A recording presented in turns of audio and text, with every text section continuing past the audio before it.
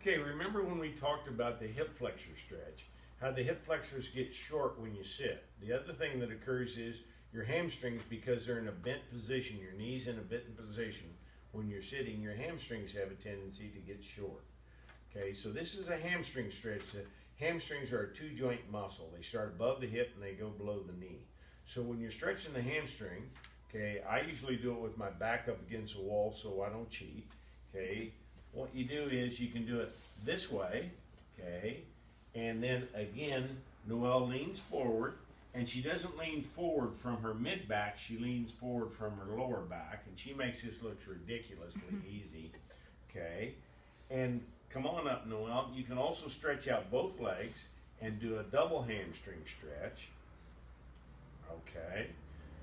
Okay, now you see how, okay, when she leans forward, see how she's got a big bend here and not that much here?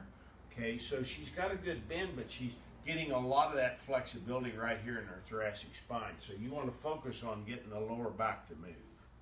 Okay, much better, Noelle. Way to go. Okay, now you can do the hamstring stretch a variety of different ways. Sitting puts less pressure on the lower back than the standing hamstring stretch.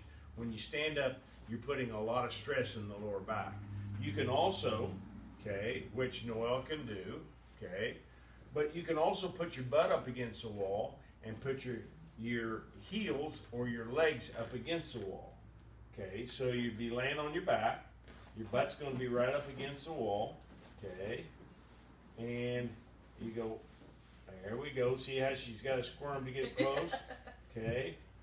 That also doesn't put any stress on your lower back. So what she did when she was standing up and bent over, okay, that can create a lot of tension or stress in the lower back. So for people that have tight hamstrings or tight lower back muscles, that can aggravate their lower back.